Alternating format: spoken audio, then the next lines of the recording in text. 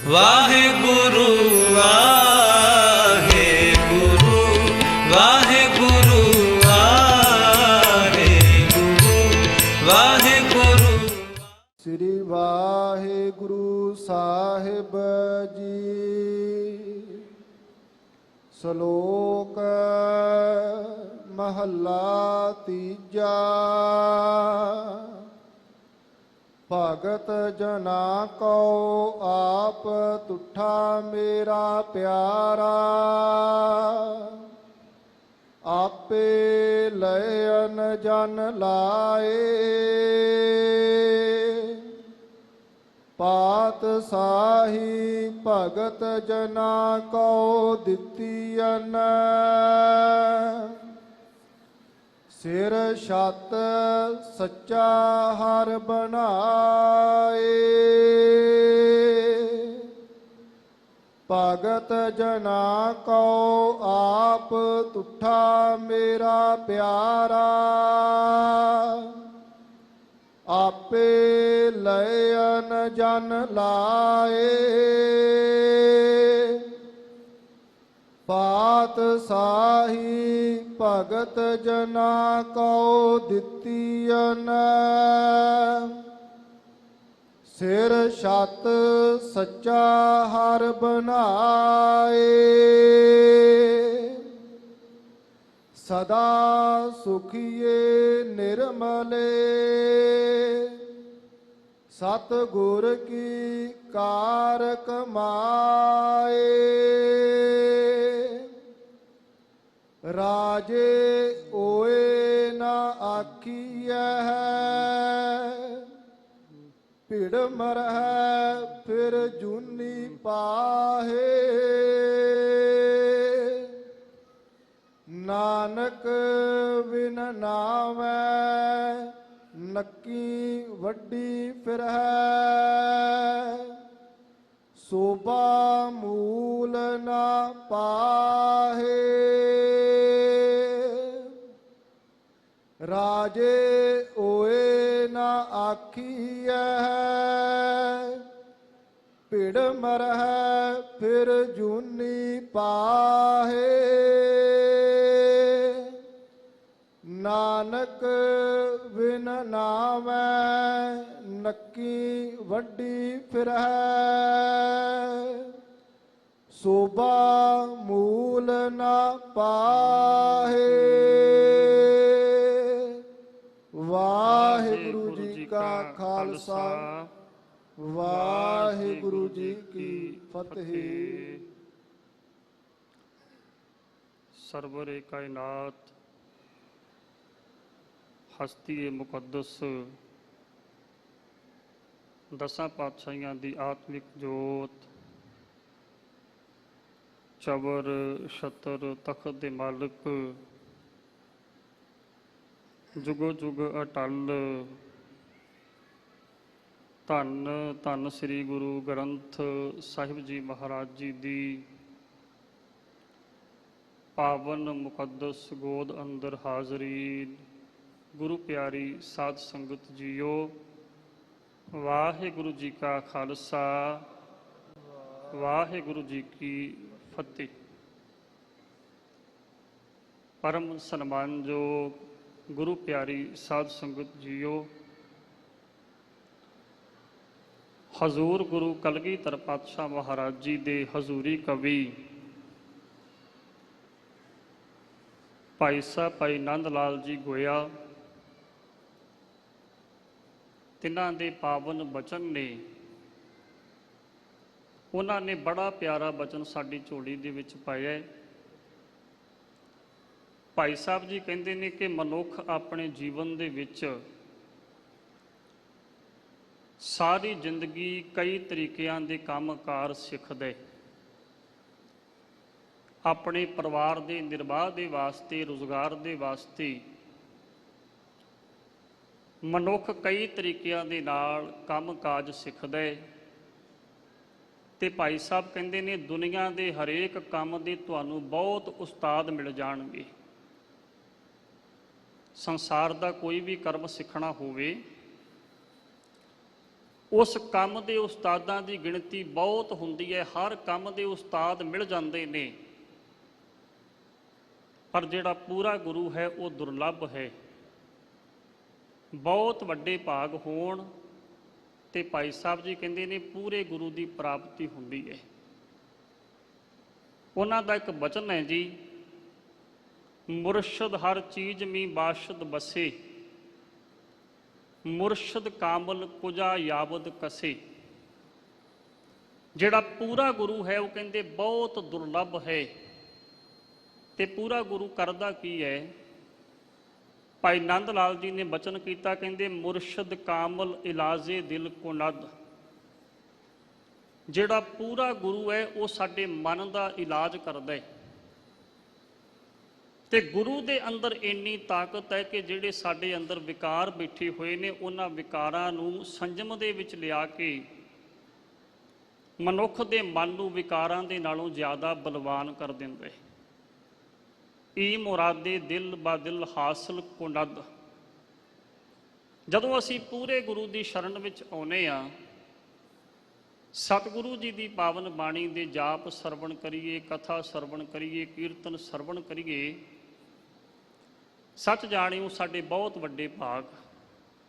ਤੇ ਆਪ ਸਭ ਸੰਗਤ ਨੇ ਸੋਢੀ ਸੁਲਤਾਨ ਸੱਚੇ ਪਾਤਸ਼ਾਹ ਧੰਨ ਗੁਰੂ ਰਾਮਦਾਸ ਮਹਾਰਾਜ ਜੀ ਦੇ ਪਾਵਨ ਮੁਕੱਦਸ ਸਥਾਨ ਸੱਚਖੰਡ ਸ੍ਰੀ ਦਰਬਾਰ ਸਾਹਿਬ ਵਿਖੇ ਹਾਜ਼ਰੀ ਭਰ ਕੇ, ਦਰਸ਼ਨ ਇਸ਼ਨਾਨ ਕਰਕੇ, ਗੁਰਦੁਆਰਾ ਮੰਜੀ ਸਾਹਿਬ ਦੀਵਾਨ ਹਾਲ ਵਿਖੇ ਜੁੜ ਕੇ ਸਤਿਗੁਰੂ ਜੀ ਦੀ ਇਲਾਹੀ ਬਾਣੀ ਦੇ ਕੀਰਤਨ ਸਰਵਣ ਕੀਤੇ ਨੇ। ਭਾਈ ਸਾਹਿਬ ਭਾਈ ਬਲਵੰਤ ਸਿੰਘ ਜੀ ਤਿੰਨਾਂ ਦੀ ਰਸਨਾ ਤੋਂ ਸਤਿਗੁਰੂ ਜੀ ਦੇ ਅੱਜ ਦੇ ਪਾਵਨ ਮੁੱਖ ਵਾਕ ਦੇ ਬਚਨ ਆਪ ਜੀ ਨੇ ਸਰਵਣ ਕੀਤੇ। ਦੇਸ਼ਾਂ ਵਿਦੇਸ਼ਾਂ ਦੀ ਧਰਤੀ ਤੇ ਬੇਅੰਤ ਗੁਰੂ ਕੀਆਂ ਸੰਗਤਾਂ PTC ਚੈਨਲ ਔਰ ਇੰਟਰਨੈਟ ਦੇ ਜ਼ਰੀਏ ਸਤਿਗੁਰੂ ਜੀ ਦੀ ਪਾਵਨ ਸ਼ਬਦ ਦੀ ਵਿਚਾਰ ਨੂੰ ਸਰਵਣ ਕਰਨ ਵਾਸਤੇ ਯਤਨਸ਼ੀਲ ਨੇ। ਆਓ ਮਨ ਬਿਰਤੀਆਂ ਨੂੰ ਇਕਾਗਰ ਕਰਕੇ ਸਤਿਗੁਰੂ ਜੀ ਦੇ ਪਾਵਨ ਸ਼ਬਦ ਵਿਚਾਰ ਨੂੰ ਸਰਵਣ ਕਰੀਏ ਜੀ। ਸਤਨਾਮ ਸ੍ਰੀ ਵਾਹਿਗੁਰੂ ਸਾਹਿਬ ਜੀ। ਸ਼ਲੋਕ ਮਹੱਲਾ ਤੀਜਾ। ਪਰਮ ਸਨਮਾਨਯੋਗ ਗੁਰੂ ਪਿਆਰੀ ਸਾਧ ਸੰਗਤ ਜੀਓ, ਅੱਜ ਦਾ ਪਾਵਨ ਮੁੱਖ ਵਾਕ ਜੋ ਆਪ ਜੀ ਨੇ ਸਰਵਣ ਕੀਤਾ ਹੈ, ਸੋਢੀ ਸੁਲਤਾਨ ਸੱਚੇ ਪਾਤਸ਼ਾਹ ਧੰਨ ਗੁਰੂ ਰਾਮਦਾਸ ਮਹਾਰਾਜ ਜੀ ਨੇ ਇਸ ਪਾਵਨ ਬਚਨ ਨੂੰ ਵਡਹੰਸ ਕੀ ਵਾਰ ਵਿੱਚ 11ਵੀਂ ਪੌੜੀ ਦੇ ਅੰਦਰ ਉਚਾਰਨ ਕੀਤਾ ਹੈ।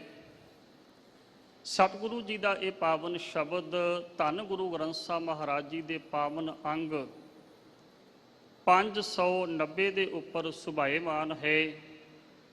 ਪੌੜੀ ਤੋਂ ਪਹਿਲਾਂ ਸਤਿਗੁਰੂ ਗੁਰੂ ਅਮਰਦਾਸ ਸੱਚੇ ਪਾਤਸ਼ਾਹ ਮਹਾਰਾਜ ਜੀ ਦੇ ਪਾਵਨ 2 ਸ਼ਲੋਕ ਅੱਜ ਦੇ ਮੁੱਖ ਵਾਕ ਦੇ ਵਿੱਚ ਦਰਜ ਹਨ।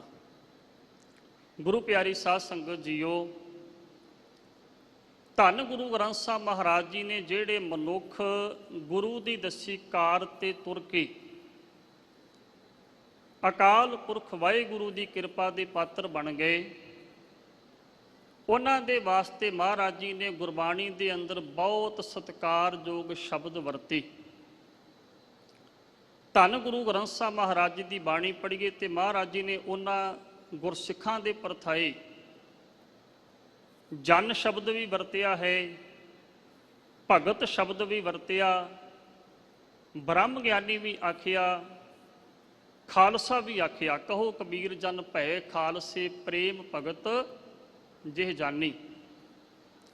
ਉਹਨਾਂ ਦੇ ਵਾਸਤੇ ਮਹਾਰਾਜ ਜੀ ਨੇ ਸੇਵਕ ਸ਼ਬਦ ਵਰਤਿਆ। ਉਹਨਾਂ ਦੇ ਵਾਸਤੇ ਮੇਰੇ ਪਾਤਸ਼ਾਹ ਜੀ ਨੇ ਗੁਰਬਾਣੀ ਦੇ ਵਿੱਚ ਆਸ਼ਿਕ ਸ਼ਬਦ ਵੀ ਵਰਤਿਆ ਹੈ। ਆਪਾਂ ਹੁਣੇ ਆਸਾ ਜੀ ਕੀ ਵਾਰ ਦਾ ਕੀਰਤਨ ਸਰਵਣ ਕੀਤਾ ਸੀ। ਇਹ ਕਿਨੇ ਹੀ ਆਸ਼ਕੀ ਦੂਜਾ ਲੱਗੈ ਜਾਏ, ਨਾਨਕ ਆਸ਼ਿਕ ਕੰਢਿਐ ਸਦ ਹੀ ਰਹੈ ਸਮਾਏ। ਅੱਜ ਦੇ ਪਾਵਨ ਮੁੱਖ ਵਾਕ ਦੇ ਵਿੱਚ ਸਤਿਗੁਰੂ ਗੁਰੂ ਰਾਮਦਾਸ ਮਹਾਰਾਜ ਜੀ ਨੇ ਪੌੜੀ ਦੇ ਅੰਦਰ ਗੁਰਸਿੱਖਾਂ ਦੀ ਮਹਿਮਾ ਵਡਿਆਈ ਕਰਦੇ ਹੋਏ ਬਚਨ ਸਾਡੀ ਝੋਲੀ ਦੇ ਵਿੱਚ ਪਾਏ। ਤੇ ਸਤਿਗੁਰੂ ਗੁਰੂ ਅਮਰਦਾਸ ਮਹਾਰਾਜ ਜੀ ਨੇ ਰੱਬੀ ਦਰ ਤੇ ਪ੍ਰਵਾਨ ਹੋਏ ਗੁਰਸਿੱਖਾਂ ਦੇ ਵਾਸਤੇ ਭਗਤ ਸ਼ਬਦ ਵਰਤਿਆ। ਸ਼ਬਦ ਦਾ ਜਿਹੜਾ ਕੇਂਦਰੀ ਭਾਵ ਹੈ ਉਸ ਨੂੰ ਸਮਝਣ ਦਾ ਯਤਨ ਕਰੀਏ। ਮੇਰੇ ਗੁਰਦੇਵ ਪਾਤਸ਼ਾਹ ਗੁਰੂ ਰਾਮਦਾਸ ਮਹਾਰਾਜ, ਜਿਨ੍ਹਾਂ ਦੀ ਵਾਰ ਆਪਾਂ ਸਰਵਣ ਕੀਤੀ ਹੈ, ਜਿਨ੍ਹਾਂ ਨੇ ਪੌੜੀ ਉਚਾਰਨ ਕੀਤੀ ਹੈ, ਮਹਾਰਾਜ ਜੀ ਦਾ ਇੱਕ ਸ਼ਬਦ ਹੈ ਜਿਹਦੇ ਵਿੱਚ ਉਹਨਾਂ ਨੇ ਗੁਰਸਿੱਖਾਂ, ਭਗਤਾਂ, ਸੰਤਾਂ, ਰੱਬ ਦੇ ਪਿਆਰੇ ਗੁਰਮੁਖਾਂ ਦੀ ਮਹਿਮਾ ਦੇ ਵਿੱਚ 2 ਵਾਰੀ ਧੰਨ ਧੰਨ ਸ਼ਬਦ ਆਖਿਆ। ਧਿਆਨ ਦੇ ਕੇ ਬਚਨ ਸਰਵਣ ਕਰਿਓ। ਮਹਾਰਾਜ ਕਹਿੰਦੇ ਨੇ, ਧੰਨ ਧੰਨ ਭਾਗ ਤਿੰਨਾ ਭਗਤ ਜਨਾ, ਜੋ ਹਰ ਨਾਮਾ ਹਰ ਮੁਖ ਕਹਿਤਿਆਂ। ਜਿਹੜੇ ਅਕਾਲ ਪੁਰਖ ਵਾਹਿਗੁਰੂ ਦੇ ਭਗਤ ਆਪਣੀ ਰਸਨਾ ਤੋਂ ਵਾਹਿਗੁਰੂ ਦਾ ਨਾਮ ਉਚਾਰਦੇ ਨੇ, ਮਹਾਰਾਜ ਕਹਿੰਦੇ ਨੇ ਉਹ ਧੰਨਤਾ ਦੇ ਯੋਗ ਨੇ। ਧੰਨ ਧੰਨ ਭਾਗ ਤਿੰਨਾ ਸੰਤ ਜਨਾ, ਜੋ ਹਰ ਜਸ ਸਰਵਣੀ ਸੁਣਤਿਆਂ। ਜਿਹੜੇ ਰੱਬ ਦੇ ਪਿਆਰੇ ਸੰਤ ਆਪਣੇ ਕੰਨਾਂ ਦੇ ਨਾਲ ਮਾਲਕ ਦੀ ਵਡਿਆਈ ਨੂੰ ਸਰਵਣ ਕਰਦੇ ਨੇ, ਮਹਾਰਾਜ ਕਹਿੰਦੇ ਉਹ ਵੀ ਧੰਨਤਾ ਦੇ ਯੋਗ। ਧੰਨ ਧੰਨ ਭਾਗ ਤਿੰਨਾ ਸਾਧ ਜਨਾ, ਹਰ ਕੀਰਤਨ ਗਾਏ ਗੁਣੀ ਜਨ ਬਣਤਿਆਂ। ਜਿਹੜੇ ਰੱਬ ਦੇ ਪਿਆਰੇ ਸਾਧੂ ਪੁਰਖ, ਅਕਾਲ ਪੁਰਖ ਵਾਹਿਗੁਰੂ ਦੇ ਨਾਮ ਦੇ ਕੀਰਤਨ ਨੂੰ ਸਰਵਣ ਕਰਦੇ ਨੇ, ਮਹਾਰਾਜ ਕਹਿੰਦੇ ਉਹ ਵੀ ਧੰਨਤਾ ਦੇ ਯੋਗ। ਧੰਨ ਧੰਨ ਭਾਗ ਤਿੰਨਾ ਗੁਰਮੁਖਾਂ, ਜੋ ਗੁਰ ਸਿੱਖ ਲੈ ਮਨ ਜਿਣਤਿਆ।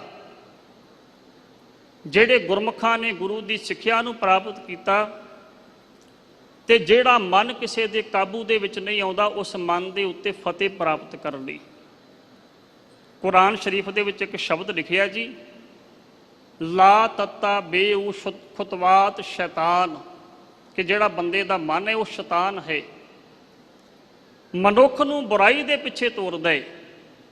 ਤੇ ਗੁਰੂ ਜਿਹੜਾ ਹੈ, ਜਦੋਂ ਆਪਾਂ ਉਹਦੀ ਸ਼ਰਨ ਵਿੱਚ ਆਉਂਦੇ ਹਾਂ, ਉਹ ਮਨ ਨੂੰ ਸਾਡੇ ਕਾਬੂ ਦੇ ਵਿੱਚ ਲਿਆ ਦਿੰਦਾ ਹੈ। ਮਹਾਰਾਜ ਕਹਿੰਦੇ ਨੇ ਉਹ ਗੁਰਮੁਖ ਧੰਨਤਾ ਦੇ ਯੋਗ, ਜਿਨ੍ਹਾਂ ਨੇ ਗੁਰੂ ਦੀ ਸਿੱਖਿਆ ਨੂੰ ਪ੍ਰਾਪਤ ਕਰਕੇ ਆਪਣੇ ਮਨ ਨੂੰ ਕਾਬੂ ਦੇ ਵਿੱਚ ਕਰ ਲਿਆ। ਤੇ ਅਖੀਰ ਤੇ ਮੇਰੇ ਪਾਤਸ਼ਾਹ ਕਹਿੰਦੇ, ਸਭ ਤੋਂ ਵੱਡੇ ਭਾਗ ਗੁਰ ਸਿੱਖਾਂ ਕੇ, ਜੋ ਗੁਰ ਚਰਣੀ ਸਿੱਖ ਪੜ੍ਹਤੇ। ਗੁਰਸਿੱਖਾਂ ਦੇ ਭਾਗ ਸਭ ਤੋਂ ਵੱਡੇ ਨੇ, ਜਿਹੜੇ ਗੁਰੂ ਦੀ ਪਾਵਨ ਗੋਦ ਵਿੱਚ ਆਉਂਦੇ ਨੇ, ਜਿਹੜੇ ਗੁਰੂ ਦੇ ਚਰਨਾਂ ਤੇ ਨਤਮਸਤਕ ਹੁੰਦੇ ਨੇ, ਜਿਹੜੇ ਮਨ ਕਰਕੇ ਗੁਰੂ ਨੂੰ ਆਪਣਾ ਆਪ ਸਮਰਪਿਤ ਕਰਦੇ ਨੇ। ਸੋ ਗੁਰੂ ਪਿਆਰੀ ਸਾਧ ਸੰਗਤ ਜੀ, ਆਓ ਸਤਿਗੁਰੂ ਪਾਤਸ਼ਾਹ ਜੀ ਦਾ ਜਿਹੜਾ ਪਾਵਨ ਸ਼ਲੋਕ ਹੈ, ਸ਼ਲੋਕ ਨੂੰ ਬੜੇ ਪਿਆਰ ਦੇ ਨਾਲ ਆਪਾਂ ਸਰਵਣ ਕਰੀਏ ਜੀ। ਭਗਤ ਜਨਾ ਕਉ ਆਪ ਤੁਠਾ ਮੇਰਾ ਪਿਆਰਾ, ਆਪੇ ਲਇਨ ਜਨ ਲਾਏ। ਸਤਿਗੁਰੂ ਗੁਰੂ ਅਮਰਦਾਸ ਮਹਾਰਾਜ ਜੀ ਬਚਨ ਕਰਦੇ ਨੇ ਕਿ ਮੇਰਾ ਅਕਾਲ ਪੁਰਖ ਵਾਹਿਗੁਰੂ ਜਦੋਂ ਕਿਸੇ ਭਗਤ ਦੇ ਉੱਤੇ ਤੁੱਠ ਪੈਂਦਾ ਹੈ, ਪ੍ਰਸੰਨ ਹੁੰਦਾ ਹੈ, ਉਸ ਭਗਤ ਨੂੰ ਉਹ ਆਪਣੇ ਵਿੱਚ ਮਿਲਾ ਲੈਂਦਾ ਹੈ। ਗੁਰਮੁਖੋ ਦਾਵਾ ਅਸੀਂ ਭਗਤੀ ਦਾ ਬਹੁਤ ਕਰਦੇ ਹਾਂ, ਪਰ ਉਹ ਕਿਹੜੇ ਭਗਤ ਨੇ ਜਿਨ੍ਹਾਂ ਨੂੰ ਮਹਾਰਾਜ ਜੀ ਆਪਣੇ ਵਿੱਚ ਮਿਲਾ ਲੈਂਦੇ ਨੇ, ਜਿਹੜੇ ਅਕਾਲ ਪੁਰਖ ਦਾ ਸਰੂਪ ਬਣ ਜਾਂਦੇ ਨੇ, ਜਿਹੜੇ ਗੁਰੂ ਦਾ ਰੂਪ ਬਣ ਜਾਂਦੇ ਨੇ। ਮਹਾਰਾਜ ਜੀ ਨੇ ਆਖਿਆ ਉਹਨਾਂ ਭਗਤਾਂ ਦੇ ਅੰਦਰ ਕੁਝ ਖਾਸ ਗੁਣ ਹੋਣੇ ਚਾਹੀਦੇ ਨੇ। ਭਗਤ ਸ਼ਬਦ ਤਿੰਨਾਂ ਅੱਖਰਾਂ ਦਾ ਸੁਮੇਲ ਹੈ।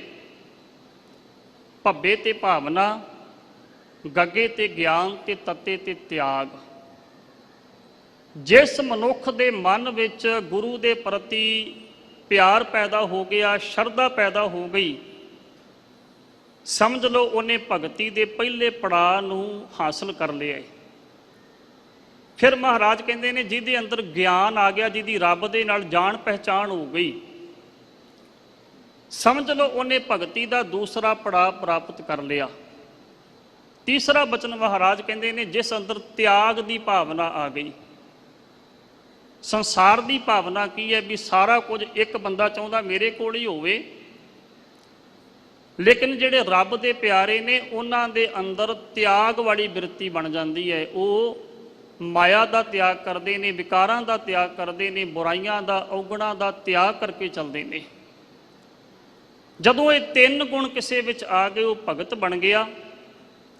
ਤੇ ਮਹਾਰਾਜ ਜੀ ਨੇ ਫਿਰ ਭਗਤ ਦੀ ਡੈਫੀਨੇਸ਼ਨ ਵੀ ਗੁਰੂ ਗ੍ਰੰਥ ਸਾਹਿਬ ਮਹਾਰਾਜ ਦੇ ਅੰਦਰ ਬਖਸ਼ਿਸ਼ ਕੀਤੀ। ਮਾਣ ਹੁੰਦੇ ਹੋਏ ਇਆਣਾ, ਤਾਣ ਹੁੰਦੇ ਹੋਏ ਨਿਤਾਣਾ, ਅਣਹੋਂਦੇ ਆਪ ਵੰਡਾਏ, ਕੋ ਐਸਾ ਭਗਤ ਸਦਾਏ। ਜਿਸ ਬੰਦੇ ਦਾ ਕੋਈ ਮਾਣ ਸਨਮਾਨ ਨਹੀਂ, ਜੇ ਉਹ ਬੰਦਾ ਗੁਰਮੁਖੋ ਆਪਣੇ ਆਪ ਨੂੰ ਨਿਮਾਣਾ ਕਹਿ ਦੇਵੇ ਤੇ ਗੱਲ ਨਹੀਂ ਬਣਦੀ। ਜੇ ਕਿਸੇ ਕੋਲ ਤਾਕਤ ਹੋਵੇ ਤੇ ਨਿਮਾਣਾ ਬਣ ਕੇ ਰਹੇ ਫਿਰ ਗੱਲ ਬਣਦੀ ਹੈ। ਮਤ ਹੁੰਦੀ ਹੋਏ ਇਆਣਾ, ਮਹਾਰਾਜ ਕਹਿੰਦੇ ਨੇ ਬੰਦੇ ਦੇ ਅੰਦਰ ਬਹੁਤ ਮਤ ਹੋਵੇ, ਸਿਆਣਾ ਹੋਵੇ, ਸੂਝਵਾਨ ਹੋਵੇ, ਪਰ ਆਪਣੀ ਅਕਲ ਦਾ ਵਿਖਾਵਾ ਨਾ ਕਰੇ, ਇਆਣਾ ਬਣ ਕੇ ਰਹਿਣਾ ਆ ਜਾਵੇ। ਕਿਉਂਕਿ ਗੁਰੂ ਦੇ ਅੱਗੇ ਸਿਆਣਪ ਨਹੀਂ ਚੱਲਦੀ, ਚਤੁਰਾਈ ਨਹੀਂ ਚੱਲਦੀ। ਜਿਹਨੇ ਗੁਰੂ ਦੀ ਪ੍ਰੀਤ ਨੂੰ ਹਾਸਲ ਕਰਨਾ ਹੈ, ਮਹਾਰਾਜ ਕਹਿੰਦੇ ਉਹਨੂੰ ਇਆਣਾ ਬਣਨਾ ਪਵੇਗਾ। ਮੇਰੇ ਰਾਮ ਹਮ ਬਾਰਕ ਹਰ ਪ੍ਰਭ ਕੇ ਹੈ ਇਆਣੇ, ਧੰਨ ਧੰਨ ਗੁਰੂ ਗੁਰ ਸਤਿਗੁਰ ਪਾਂਦਾ, ਜਿਨ ਹਰ ਉਪਦੇਸ਼ ਦੇ ਕੀਏ ਸਿਆਣੇ। ਗੁਰੂ ਅੱਗੇ ਇਆਣੇ ਬਣ ਕੇ ਵਿਚਰਾਂਗੇ ਤੇ ਗੁਰੂ ਗੁਰਮੁਖੋ ਸਾਨੂੰ ਨਾਮ ਤੇ ਬਾਣੀ ਦੇ ਨਾਲ ਰੱਬੀ ਸਿਆਣਪ ਬਖਸ਼ ਕੇ ਨਿਹਾਲ ਕਰੇਗਾ। ਤਾਣ ਹੁੰਦੇ ਹੋਏ ਨਿਤਾਣਾ, ਕਿਸੇ ਦੇ ਅੰਦਰ ਜ਼ੋਰ ਹੋਵੇ ਪਰ ਆਪਣੀ ਤਾਕਤ ਦਾ ਕਦੇ ਵਿਖਾਵਾ ਨਾ ਕਰੇ, ਇਹ ਭਗਤ ਦੀ ਦੂਸਰੀ ਨਿਸ਼ਾਨੀ ਹੈ। ਅਣਹੋਂਦੇ ਆਪ ਵੰਡਾਏ, ਆਪਣੇ ਕੋਲ ਭਾਵੇਂ ਦੇਣ ਵਾਸਤੇ, ਗੁਜ਼ਾਰੇ ਵਾਸਤੇ ਹੀ ਬਹੁਤ ਕੁਝ ਨਾ ਹੋਵੇ, ਗੁਜ਼ਾਰਾ ਹੀ ਮਸਾਂ ਹੋਵੇ, ਪਰ ਥੋੜੇ ਵਿੱਚੋਂ ਵੀ ਥੋੜਾ ਜਿਹੜਾ ਕਿਸੇ ਨੂੰ ਦੇਣ ਦੀ ਸਮਰੱਥਾ ਰੱਖਦਾ, ਭਾਵਨਾ ਰੱਖਦਾ, ਮਹਾਰਾਜ ਕਹਿੰਦੇ ਕੋ ਐਸਾ ਭਗਤ ਸਦਾਈ। ਅਸਲ ਦੇ ਵਿੱਚ ਉਹ ਭਗਤ ਹੈ ਜਿਹੜੇ ਅਕਾਲ ਪੁਰਖ ਵਾਹਿਗੁਰੂ ਦੇ ਭਗਤ ਬਣ ਜਾਂਦੇ ਨੇ, ਜਿਨ੍ਹਾਂ ਦਾ ਮਾਲਕ ਜਿਹੜੇ ਪ੍ਰਸੰਨ ਕਰ ਲੈਂਦੇ ਨੇ। ਉਹਨਾਂ ਦੇ ਅੰਦਰਲੀ ਬਿਰਤੀ ਮਹਾਰਾਜ ਕਹਿੰਦੇ ਇਸ ਤਰ੍ਹਾਂ ਦੀ ਬਣਦੀ ਹੈ ਵੀ ਉਹਨਾਂ ਦੇ ਸਾਹਮਣੇ ਕੋਈ ਸੰਸਾਰ ਦੇ ਪਦਾਰਥਾਂ ਦਾ ਢੇਰ ਵੀ ਲਾ ਦੇਵੇ, ਸੱਚ ਜਾਣਿਓ ਕਿਸੇ ਦੀ ਪਰਵਾਹ ਨਹੀਂ ਕਰਦੇ। ਇੱਕ ਬੜੀ ਪਿਆਰੀ ਇਤਿਹਾਸ ਦੀ ਘਟਨਾ ਮੈਂ ਤੁਹਾਡੇ ਨਾਲ ਸਾਂਝੀ ਕਰਾਂ। ਜਗਤ ਗੁਰੂ ਸ੍ਰੀ ਗੁਰੂ ਨਾਨਕ ਦੇਵ ਪਾਤਸ਼ਾਹ ਮਹਾਰਾਜ ਜਗਤ ਜਲੰਦੇ ਦਾ ਉਧਾਰ ਕਰਦਿਆਂ ਬਗਦਾਦ ਦੀ ਧਰਤੀ ਤੇ ਗਏ। ਉੱਥੇ ਪੀਰ ਦਸਤਗੀਰ ਵਰਗੇ ਸੱਜਣ ਮੇਰੇ ਪਾਤਸ਼ਾਹ ਦੇ ਮੁਰੀਦ ਬਣੇ। ਇੱਕ ਮੁਸਲਮਾਨ ਸੱਜਣ ਜਿਹੜਾ ਉਸ ਸਮੇਂ ਦਾ ਬੜਾ ਵੱਡਾ ਪੀਰ ਸੀ, ਸ਼ੇਖ ਬਹਿਲੋਲ, ਗੁਰੂ ਨਾਨਕ ਪਾਤਸ਼ਾਹ ਮਹਾਰਾਜ ਦੇ ਚਰਨਾਂ ਦਾ ਸ਼ਰਧਾਲੂ ਬਣਿਆ। ਸਤਿਗੁਰੂ ਜੀ ਦੀ ਨਜ਼ਰੇ ਰਹਿਮਤ ਨੂੰ ਪ੍ਰਾਪਤ ਕਰਕੇ ਗੁਰੂ ਦੇ ਮਾਰਗ ਤੇ ਤੁਰਨ ਦਾ ਪ੍ਰਣ ਕੀਤਾ।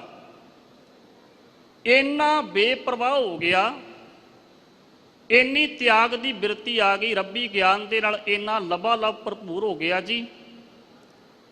ਇੱਕ ਦਿਨ ਕਹਿੰਦੇ ਉਹ ਆਪਣੀ ਮਸਜਿਦ ਦੇ ਬਾਹਰ ਮਸਜਿਦ ਦੀ ਕੰਧ ਨਾਲ ਢੋ ਲਾ ਕੇ ਧੁੱਪ ਸੇਕਦਾ ਪਿਆ ਸੀ।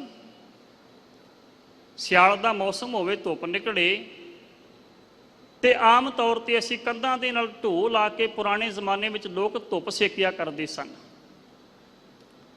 ਉਸ ਰੱਬ ਦੇ ਪਿਆਰੇ ਨੇ ਮਸਜਿਦ ਦੀ ਕੰਧ ਦੇ ਨਾਲ ਢੋ ਲਾਈ ਤੇ ਲੱਤਾਂ ਪਸਾਰ ਕੇ ਬੈਠਾ ਹੋਇਆ ਹੈ। ਰੱਬ ਦੀ ਰਜ਼ਾ ਦੇ ਵਿੱਚ ਪ੍ਰਸੰਨ ਸੁਰਤੀ ਮਾਲਕ ਨਾਲ ਜੋੜ ਕੇ ਸ਼ੇਖ ਬਹਿਲੋਲ ਜੀ ਅਕਾਲ ਪੁਰਖ ਵਾਹਿਗੁਰੂ ਨੂੰ ਚੇਤੇ ਕਰਦੇ ਨੇ। ਇਰਾਕ ਦਾ ਬਾਦਸ਼ਾਹ ਉਹਨਾਂ ਨੂੰ ਮਿਲਣ ਵਾਸਤੇ ਆਇਆ। ਭਗਤਾਂ ਦਾ ਜੀਵਨ ਵੇਖੋ ਜੀ। ਬਾਦਸ਼ਾਹ ਆਣ ਕੇ ਖਲੋਤਾ ਰਿਹਾ, ਸਾਈਂ ਜੀ ਨੂੰ ਬੁਲਾਉਣਾ ਚਾਹਿਆ ਤੇ ਬੋਲੇ ਨਹੀਂ। ਹੱਥ ਜੋੜ ਕੇ ਕਹਿਣ ਲੱਗਾ, ਸਾਈਂ ਜੀ ਮੇਰੇ ਲਾਇਕ ਕੋਈ ਸੇਵਾ ਹੋਏ, ਮੈਂ ਤੁਹਾਡੀ ਸੇਵਾ ਕਰਨੀ ਚਾਹੁੰਦਾ, ਤੁਸੀਂ ਜੋ ਮੰਗੋਗੇ ਮੈਂ ਦੇਣ ਵਾਸਤੇ ਤਿਆਰ ਹਾਂ। ਬਹਿਲੋਲ ਜੀ ਕੁਝ ਸਮਾਂ ਤੇ ਚੁੱਪ ਰਹੇ ਤੇ ਅਖੀਰ ਕਹਿਣ ਲੱਗੇ, ਬਾਦਸ਼ਾਹ ਜੇ ਸਾਨੂੰ ਕੁਝ ਦੇਣਾ ਤੇ ਇੱਕ ਵਚਨ ਦੇ। ਵਚਨ ਕੀ ਸੀ ਜੀ? ਕਹਿਣ ਲੱਗੇ, ਤੇਰੇ ਵਰਗੇ ਬਾਦਸ਼ਾਹ ਸਾਡਾ ਸਮਾਂ ਖਰਾਬ ਕਰਨ ਵਾਸਤੇ ਨਾ ਆਇਆ ਕਰਨ। ਅਸੀਂ ਰੱਬ ਦੀ ਯਾਦ ਵਿੱਚ ਬੈਠੇ ਹਾਂ, ਤੂੰ ਸਾਡਾ ਸਮਾਂ ਖਰਾਬ ਕਰ ਰਹੇ ਹੈ। ਬਾਦਸ਼ਾਹ ਤੇ ਵਾਪਸ ਚਲਾ ਗਿਆ ਤੇ ਜਿਹੜੇ ਮੇਰੇ ਵਰਗੇ ਚੇਲੇ ਬੈਠੇ ਸਨ ਉਹਨਾਂ ਆਖਿਆ, ਸਾਈਂ ਲੋਕ ਜੀ ਸਾਡੇ ਇਬਾਦਤ ਖਾਨੇ ਦੀਆਂ ਕੰਧਾਂ ਵੀ ਕਮਜ਼ੋਰ ਹੋ ਗਈਆਂ, ਛੱਤ ਚੌਂਦੀ ਪਈ ਹੈ। ਜੇ ਬਾਦਸ਼ਾਹ ਨੇ ਕਿਹਾ ਸੀ ਤੁਸੀਂ ਉਹਨੂੰ ਕਹਿੰਦੇ ਵੀ ਨਵੀਂ ਮਸੀਤ ਹੀ ਬਣਾ ਦੇ, ਨਵਾਂ ਇਬਾਦਤ ਖਾਨਾ ਬਣਾ ਦੇ। ਤੇ ਬਹਿਲੋਲ ਨੇ ਗੁਰਮੁਖੋ ਇੱਕ ਬੜੀ ਕੰਮ ਦੀ ਗੱਲ ਕਹੀ, ਸਾਡੇ ਸਾਰਿਆਂ ਦੇ ਸਮਝਣ ਯੋਗ ਹੈ। ਉਹ ਕਹਿਣ ਲੱਗਾ ਅੱਜ ਬਾਦਸ਼ਾਹ ਆਇਆ ਸੀ ਤੇ ਮੈਂ ਬੇਪਰਵਾਹ ਬੈਠਾ ਸਾਂ। ਜੇ ਬਾਦਸ਼ਾਹ ਦੇ ਕੋਲੋਂ 4 ਕੌਡੀਆਂ ਲੈ ਕੇ ਮਸੀਤ ਬਣਾ ਦਿੰਦਾ, ਜਦੋਂ ਦੂਸਰੀ ਵਾਰਾਂ ਬਾਦਸ਼ਾਹ ਆਉਂਦਾ ਤੇ ਮੈਨੂੰ ਖਲੋ ਕੇ ਸਵਾਗਤ ਕਰਨਾ ਪੈਣਾ ਸੀ। ਉਹਨੇ ਆਖਿਆ ਜਿਹੜੇ ਹੱਥ ਪਸਾਰ ਕੇ ਮੰਗਣਾ ਸ਼ੁਰੂ ਕਰ ਦੇਣ ਉਹ ਲੋਕ ਲੱਤਾਂ ਪਸਾਰ ਕੇ ਬੈਠਣ ਦੀ ਜੁਰਤ ਨਹੀਂ ਕਰ ਸਕਦੇ। ਤੇ ਜਿਹੜੇ ਪ੍ਰਮਾਤਮਾ ਦੇ ਭਗਤ ਨੇ ਉਹ ਰੱਬ ਦੇ ਪਿਆਰ ਵਿੱਚ, ਮਹਾਰਾਜ ਕਹਿੰਦੇ ਨੇ ਹਰ ਭਗਤਾਂ ਕਾ ਮੇਲੀ ਸਰਬੱਤ, 100 ਨਿਸਲ ਜਨ ਟੰਗ ਧਰ। ਰੱਬ ਦੇ ਪਿਆਰੇ ਬਿਲਕੁਲ ਬੇਪਰਵਾਹ ਹੋ ਕੇ ਲੱਤਾਂ ਤੇ ਲੱਤਾਂ ਰੱਖ ਕੇ ਆਰਾਮ ਕਰਦੇ ਨੇ, ਕਿਸੇ ਦੀ ਪਰਵਾਹ ਨਹੀਂ। ਸੰਤਨ ਅਵਰ ਨਾ ਕਾਹੂ ਜਾਨੀ, ਬੇਪਰਵਾਹ ਸਦਾ ਰੰਗ ਹਰ ਕੈ, ਜਾ ਕੋ ਪਾਖ ਸੁਆਮੀ। ਮਹਾਰਾਜ ਕਹਿੰਦੇ ਨੇ ਜਿਹੜੇ ਭਗਤ ਇਹਨਾਂ ਜੀਵਨ ਦੀਆਂ ਖੂਬੀਆਂ ਨੂੰ ਧਾਰਨ ਕਰ ਲੈਂਦੇ ਨੇ, ਬੇਪਰਵਾਹ ਹੋ ਗਏ, ਤਿਆਗੀ ਹੋ ਗਏ, ਗਿਆਨੀ ਹੋ ਗਏ, ਭਾਵਨਾ ਵਾਲੇ ਹੋ ਗਏ, ਉਹਨਾਂ ਨੂੰ ਮਾਲਕ ਜੀ ਪ੍ਰਸੰਨ ਹੋ ਕੇ ਤਰੁੱਠ ਕੇ ਆਪਣੇ ਵਿੱਚ ਮਿਲਾ ਲੈਂਦੇ ਹਨ ਜੀ। ਪਾਤ ਸਾਹੀ ਭਗਤ ਜਨਾ ਕਉ ਦਿੱਤੀਨ, ਸਿਰ ਛੱਤ ਸੱਚਾ ਹਰ ਬਣਾਏ। ਮਹਾਰਾਜ ਕਹਿੰਦੇ ਨੇ ਅਕਾਲ ਪੁਰਖ ਵਾਹਿਗੁਰੂ ਆਪਣੇ ਭਗਤਾਂ ਦੇ ਸਿਰ ਦੇ ਉੱਤੇ ਛਤਰ ਝੁਲਾ ਦਿੰਦਾ। ਵੱਡੀਆਂ ਵੱਡੀਆਂ ਦੀਨ ਦੁਨੀ ਦੀਆਂ ਪਾਤਸ਼ਾਹੀਆਂ ਆਪਣੇ ਭਗਤਾਂ ਦੀ ਝੋਲੀ ਵਿੱਚ ਮਾਲਕ ਪਾ ਦਿੰਦਾ। ਭਗਤ ਰਵਿਦਾਸ ਜੀ ਦਾ ਪਿਆਰਾ ਬਚਨ ਜੀ। ਵੇਖੋ, ਇੱਕ ਨੀਚ ਘਰਾਣੇ ਵਿੱਚ ਪੈਦਾ ਹੋਏ, ਵਕਤ ਦੇ ਲੋਕਾਂ ਨੇ ਬੜਾ ਦੁਰਕਾਰਿਆ, ਪਰ ਜਦੋਂ ਬੰਦਗੀ ਕਰਕੇ ਰੱਬ ਦੇ ਦਰ ਤੇ ਪ੍ਰਵਾਨ ਚੜ੍ਹੇ ਤੇ ਗੁਰਮੁਖੋ ਸੰਸਾਰ ਦੇ ਵਿੱਚ ਉਹਨਾਂ ਦੇ ਨਾਮ ਦੀ ਜੈ ਜੈਕਾਰ ਹੋਈ। ਤੇ ਭਗਤ ਸਾਹਿਬਾਨ ਨੇ ਆਪਣੀ ਪਾਵਨ ਬਾਣੀ ਵਿੱਚ ਆਖਿਆ, ਉਹ ਦੁਨੀਆ ਦੇ ਲੋਕੋ, ਭਾਵੇਂ ਸੰਸਾਰ ਦੇ ਵਿੱਚ ਕੋਈ ਬਹੁਤ ਵੱਡਾ ਰਾਜਾ ਹੋਵੇ, ਭਾਵੇਂ ਕੋਈ ਬਹੁਤ ਵੱਡਾ ਸੂਰਮਾ ਹੋਵੇ, ਭਾਵੇਂ ਕੋਈ ਬਹੁਤ ਵੱਡਾ ਵਿਦਵਾਨ ਹੋਵੇ, ਪਰ ਜਿੰਨਾ ਮਾਣ ਸਨਮਾਨ ਰੱਬ ਦੀ ਦਰਗਾਹ ਤੋਂ ਤੇ ਸੰਸਾਰ ਦੇ ਵਿੱਚ ਪਰਮਾਤਮਾ ਦੇ ਭਗਤ ਨੂੰ ਮਿਲਦਾ, ਉਹਦੀ ਬਰਾਬਰੀ ਕੋਈ ਦੂਸਰਾ ਨਹੀਂ ਜੀ ਕਰ ਸਕਦਾ। ਪੰਡਤ ਸੂਰ ਛਤਰਪਤ ਰਾਜਾ, ਭਗਤ ਬਰਾਬਰ ਔਰ ਨਾ ਕੋਏ, ਜੈਸੇ ਪੁਰੈਨ ਪਾਤ ਰਹਿ ਜਲ ਸਮੀਪ, ਭੰਨ ਰਵਿਦਾਸ ਜਨਮੇ ਜਗ ਹੋਏ। ਮਹਾਰਾਜ ਕਹਿੰਦੇ ਨੇ ਪ੍ਰਮਾਤਮਾ ਆਪਣੇ ਭਗਤਾਂ ਨੂੰ ਪਾਤਸ਼ਾਹੀਆਂ ਬਖਸ਼ਦੇ, ਦੀਨ ਦੁਨੀਆ ਦੇ ਛਤਰ ਉਹਨਾਂ ਦੇ ਸਿਰ ਤੇ ਝੁਲਾਉਂਦਾ ਏ।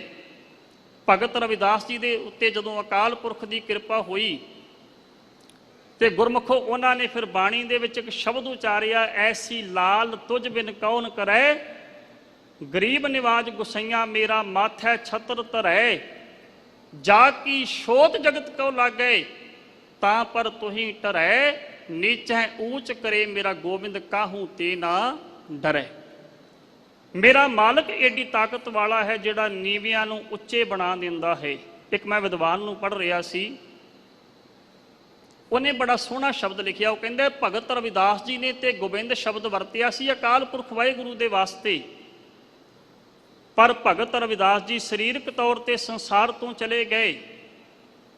ਉਹਨਾਂ ਦੇ ਜਾਣ ਤੋਂ ਬਾਅਦ ਕੁਝ ਸਦੀਆਂ ਬਤੀਤ ਹੋਈਆਂ।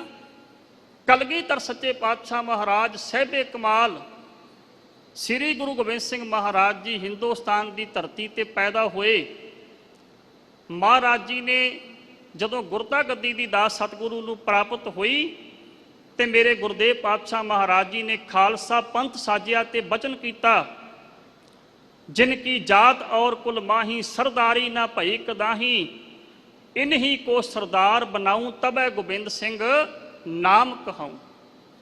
ਜਿਨ੍ਹਾਂ ਦਾ ਸੰਸਾਰ ਦੇ ਉੱਤੇ ਕੋਈ ਮਾਣ ਨਹੀਂ, ਮੈਂ ਉਹਨਾਂ ਦੇ ਸਿਰ ਤੇ ਛਤਰ ਝੁਲਾ ਦਿਆਂਗਾ, ਉਹਨਾਂ ਨੂੰ ਤਖਤਾਂ ਤਾਜਾਂ ਦੇ ਮਾਲਕ ਬਣਾ ਦਿਆਂਗਾ। ਮਹਾਰਾਜ ਕਹਿੰਦੇ ਨੇ ਪ੍ਰਮਾਤਮਾ ਆਪਣੇ ਭਗਤਾਂ ਨੂੰ ਤਖਤਾਂ ਤਾਜਾਂ ਦਾ ਮਾਲਕ ਬਣਾਉਂਦਾ ਏ। ਦੀਨ ਦੁਨੀਆ ਦੇ ਛਤਰ ਆਪਣੇ ਭਗਤਾਂ ਦੇ ਸਿਰ ਦੇ ਉੱਤੇ ਝੁਲਾ ਦਿੰਦਾ ਹੈ।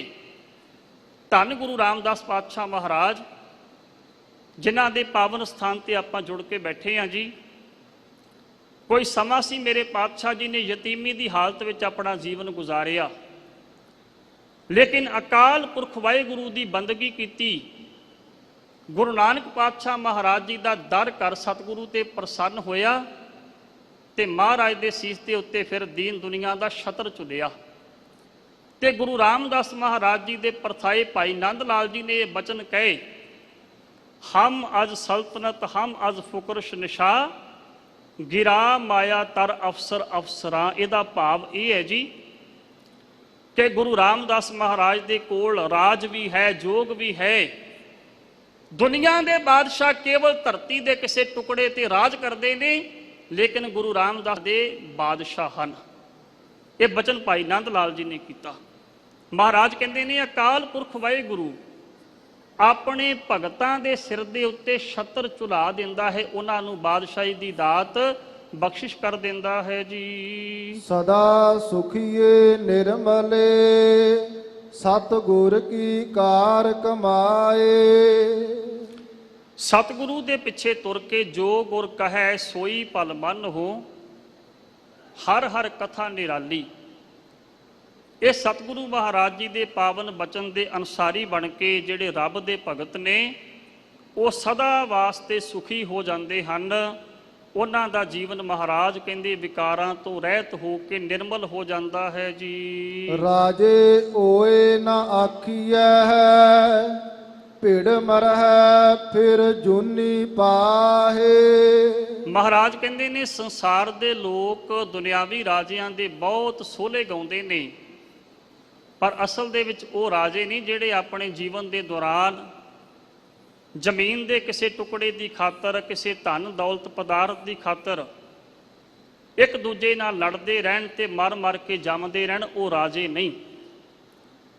ਧੰਨ ਗੁਰੂ ਅਰਜਨ ਦੇਵ ਪਾਤਸ਼ਾਹ ਮਹਾਰਾਜ ਦਾ ਬਚਨ ਹੈ ਸ਼ਲੋਕ ਸਹਿਸਕ੍ਰਿਤੀ ਪਾਵਨ ਬਾਣੀ ਦੇ ਵਿੱਚ, ਦਾਨੰ ਪਰਾਪੂਰ ਬੇਣ ਪੁਜੰਤੇ ਮਹੀਪਤੇ, ਵਿਪਰੀਤ ਬੁੱਧਿਅੰ ਮਾਰਤ ਲੋਕ ਹੈ ਨਾਨਕ ਚਰੰਗ ਕਾਲ ਦੁਖ ਭੋਗਤੇ।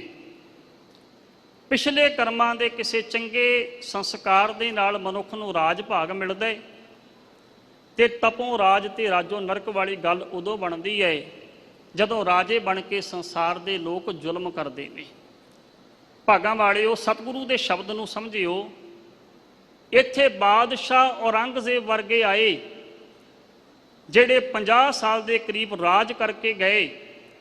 ਸੰਸਾਰ ਦੇ ਵਿੱਚ ਉਹਨਾਂ ਦਾ ਨਾਮ ਕੋਈ ਸਤਿਕਾਰ ਦੇ ਨਾਲ ਨਹੀਂ ਲੈਂਦਾ, ਤੇ ਦੀਨ ਦੁਨੀਆ ਦੇ ਮਾਲਕ ਗੁਰੂ ਕਲਗੀਧਰ ਪਾਤਸ਼ਾਹ ਮਹਾਰਾਜ ਭਾਵੇਂ ਵਕਤ ਦੇ ਬਾਦਸ਼ਾਹ ਨੇ ਉਹਨਾਂ ਦੇ ਪੁੱਤਰ ਸ਼ਹੀਦ ਕਰ ਦਿੱਤੇ, ਮਾਂ ਸ਼ਹੀਦ ਕਰ ਦਿੱਤੀ, ਬਾਪ ਸ਼ਹੀਦ ਕਰ ਦਿੱਤਾ, ਜਾਨ ਤੋਂ ਪਿਆਰੇ ਸਿੱਖ ਸ਼ਹੀਦ ਕਰ ਦਿੱਤੇ, ਪਰ ਕਲਗੀਧਰ ਸੱਚੇ ਪਾਤਸ਼ਾਹ ਮਹਾਰਾਜ ਤੇ ਉਹਨਾਂ ਦੇ ਪੰਥ ਦਾ ਨਾਮ ਜੁਗੋ ਜੁਗ ਅਟਲ ਹੈ। ਦੁਨੀਆ ਦੇ ਰਾਜਿਆਂ ਨੂੰ ਮਹਾਰਾਜ ਕਹਿੰਦੇ ਲੋਕ ਵਡਿਆਈਆਂ ਦਿੰਦੇ ਨੇ, ਉਹਨਾਂ ਦੇ ਸੋਹਲੇ ਗਾਉਂਦੇ ਨੇ, ਪਰ ਜੇ ਬਾਬੇ ਨਾਨਕ ਦੇ ਘਰ ਦੀ ਗੱਲ ਕਰੀਏ ਗੁਰਮੁਖੋ, ਤੇ ਗੁਰੂ ਨਾਨਕ ਦੇਵ ਸੱਚੇ ਪਾਤਸ਼ਾਹ ਮਹਾਰਾਜ ਜੀ ਨੇ ਜਿਹੜਾ ਰਾਜ ਚਲਾਇਆ, ਨਾਨਕ ਰਾਜ ਚਲਾਇਆ ਸੱਚ ਕੋਟ ਸਤਾਣੀ ਨੀਮ ਦੇ, ਉਸ ਰਾਜ ਦੀ ਜਿਹੜੀ ਸ਼ੋਭਾ ਹੈ ਨਾ, ਉਹ ਦੁਨੀਆ ਦੇ ਕਿਸੇ ਦੂਸਰੇ ਦਰਬਾਰ ਦੇ ਵਿੱਚ ਨਹੀਂ।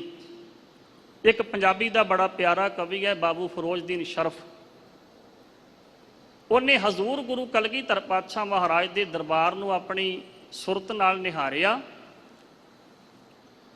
ਤੇ ਮਹਾਰਾਜ ਜੀ ਦੇ ਪਾਵਨ ਦਰਬਾਰ ਦੇ ਵਿੱਚ ਉਹ ਕੀ ਵੇਖਦਾ ਏ ਵੀ ਦੁਨੀਆ ਦੇ ਬਾਦਸ਼ਾਹਾਂ ਦੇ ਕੋਲ ਤੇ ਕੋਈ 2-4 ਚੀਜ਼ਾਂ ਹੋਣਗੀਆਂ, ਕਲਗੀਧਰ ਸੱਚੇ ਪਾਤਸ਼ਾਹ ਮਹਾਰਾਜ ਦੇ ਦਰਬਾਰ ਦੇ ਵਿੱਚ ਬਹਾਦਰੀ ਵੀ ਬੈਠੀ ਹੈ, ਮਹਾਰਾਜ ਦੇ ਦਰਬਾਰ ਦੇ ਵਿੱਚ ਹਕੂਮਤ ਵੀ ਬੈਠੀ ਹੈ, ਮਾਇਆ ਵੀ ਬੈਠੀ ਹੈ, ਫਕੀਰੀ ਵੀ ਬੈਠੀ ਹੈ, ਇਨਸਾਫ ਵੀ ਬੈਠਾ ਹੈ, ਗਿਆਨ ਵੀ ਬੈਠਾ ਹੈ, ਸੁੰਦਰਤਾ ਵੀ ਬੈਠੀ ਹੈ, ਰਿੱਧੀਆਂ ਸਿੱਧੀਆਂ ਮਹਾਰਾਜ ਦੇ ਦਰ ਤੇ ਦਾਸੀਆਂ ਬਣ ਕੇ ਬੈਠੀਆਂ ਨੇ।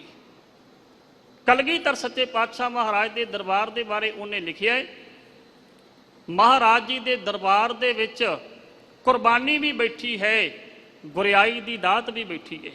ਧਿਆਨ ਦੇ ਕੇ ਸੁਣਿਓ, ਜਿਹੜੇ ਬਚਨ ਬਾਬੂ ਫਿਰੋਜ਼ਦੀਨ ਸ਼ਰਫ ਨੇ ਕਲਗੀਧਰ ਪਾਤਸ਼ਾਹ ਮਹਾਰਾਜ ਦੇ ਦਰਬਾਰ ਦੇ ਬਾਰੇ ਕਹੇ, ਉਹ ਕਹਿੰਦਾ ਲੱਗਾ ਹੋਇਆ ਸੀਗਾ ਦਰਬਾਰ ਦਸ਼ਮੇਸ਼ ਜੀ ਦਾ, ਵੇਖ ਵੇਖ ਜਿਹਨੂੰ ਕਦੇ ਚਿੱਤ ਨਾ ਰਜਾਇਆ ਜਾਵੇ, ਇੱਕ ਪਾਸੇ ਬੈਠੀ ਹੋਈ ਬਹਾਦਰੀ ਇਹ ਆਖਦੀ ਸੀ, 1.25 ਲੱਖ ਨਾਲ ਕੱਲਾ ਹੀ ਲੜਾਇਆ ਜਾਵੇ। ਬਹਾਦਰੀ ਮਹਾਰਾਜ ਦੇ ਦਰਬਾਰ ਵਿੱਚ ਬੈਠੀ ਆਖਦੀ ਹੈ ਵੀ ਮਹਾਰਾਜ 1.25 ਲੱਖ ਦੇ ਨਾਲ ਕੱਲੇ ਕੱਲੇ ਨੂੰ ਲੜਾਇਆ ਜਾਏ। ਇੱਕ ਪਾਸੇ ਬੈਠੀ ਬਹਾਦਰੀ ਇਹ ਆਖਦੀ ਸੀ 1.25 ਲੱਖ ਨਾਲ ਕੱਲਾ ਹੀ ਲੜਾਇਆ ਜਾਏ, ਦੂਜੇ ਪਾਸੇ ਬੈਠੀ ਹਕੂਮਤ ਇੰਜ ਆਖਦੀ ਸੀ, ਨਾਨਕਸ਼ਾਹੀ ਸਿੱਕਾ ਸਾਰੇ ਜੱਗ ਤੇ ਚਲਾਇਆ ਜਾਏ। ਲక్ష్ਮੀ ਇਹ ਆਖਦੀ ਸੀ, ਵੈਰੀ ਨੂੰ ਜੇ ਬਾਣ ਮਾਰੋ ਉਹਦੀ ਚੁੰਝ ਉੱਤੇ ਵੀ ਤਾਂ ਸੋਨਾ ਹੀ ਚੜਾਇਆ ਜਾਵੇ। ਫਕੀਰੀ ਇੰਜ ਆਖਦੀ ਸੀ, ਪੈਰਾਂ 'ਚ ਖਿਤਾਬਾਂ ਤੇ ਜਗੀਰਾਂ ਨੂੰ ਰੁਲਾਇਆ ਜਾਏ। ਇਲਮ ਇੰਜ ਆਖਦਾ ਸੀ, ਘੋੜਿਆਂ ਦੇ ਸੇਵਕਾਂ ਤੋਂ ਡੂੰਘਿਆਂ ਕਵਿਤਾਂ ਦਿਆਂ ਅਰਥਾਂ ਨੂੰ ਕਰਾਇਆ ਜਾਏ। ਅਦਲ ਦਾ ਭਾਵ ਹੈ ਇਨਸਾਫ। ਅਦਲ ਇੰਜ ਆਖਦਾ ਸੀ, ਆਪਣਾ ਜੇ ਹੋਵੇ ਵੈਰੀ ਉਹਨੂੰ ਵੀ ਮਸੰਦਾਂ ਵਾਂਗੂ ਜਿਉਂਦੇ ਹੀ ਜਲਾਇਆ ਜਾਏ। ਸੁੰਦਰਤਾਈ ਆਖਦੀ ਸੀ, ਪੰਜ ਕੱਕੀ ਸ਼ਬ ਨਾਲ ਪਰੀਆਂ ਤੇ ਅਪਸਰਾਂ ਦਾ ਚਿੱਤ ਭਰਮਾਇਆ ਜਾਏ। ਰਿਧੀ ਸਿੱਧੀ ਆਖਦੀ ਸੀ, ਗੁਪਤ ਰਹਿ ਸਭ ਕੁਝ ਖੰਡੇ ਵਾਲੀ ਧਾਰੋਂ ਕੇਵਲ ਅੰਮ੍ਰਿਤ ਵਗਾਇਆ ਜਾਏ। ਕੁਰਬਾਨੀ ਇੰਜ ਆਖਦੀ ਸੀ, ਸਿੱਖੀ ਦੇ ਮਹੱਲ ਵਿੱਚ ਜਗ੍ਹਾ ਇੱਟਾਂ ਰੋੜਿਆਂ ਦੀ ਲਾਲਾਂ ਨੂੰ ਚਣਾਇਆ ਜਾਏ। ਗੁਰਿਆਈ ਇੰਜ ਆਖਦੀ ਸੀ, ਇੰਜ ਵੀ ਜੇ ਹੋ ਜਾਵੇ ਤਾਂ ਵੀ ਹੰਝੂ ਅੱਖਾਂ ਵਿੱਚੋਂ ਇੱਕ ਨਾ ਵਗਾਇਆ ਜਾਏ। ਕੀ ਗੁਣ ਦੱਸਾਂ ਉਸ ਆਲੀ ਦਰਬਾਰ ਵਾਲੇ, ਬੋਲ ਮੈਥੋਂ ਲੱਭਦੇ ਨਹੀਂ ਜਿਨ੍ਹਾਂ ਨਾ ਸੁਣਾਇਆ ਜਾਏ। ਬਾਬੂ ਫਿਰੋਜ਼ਦੀਨ ਸ਼ਰਫ ਕਹਿੰਦਾ, ਮੇਰੇ ਕੋਲ ਉਹ ਬੋਲ ਨਹੀਂ ਜਿਹਦੇ ਨਾਲ ਮੈਂ ਕਲਗੀਧਰ ਪਾਤਸ਼ਾਹ ਮਹਾਰਾਜ ਦੇ ਦਰਬਾਰ ਦੀ, ਸਤਿਗੁਰੂ ਦੇ ਰਾਜ ਦੀ ਵਡਿਆਈ ਕਰ ਸਕਾਂ।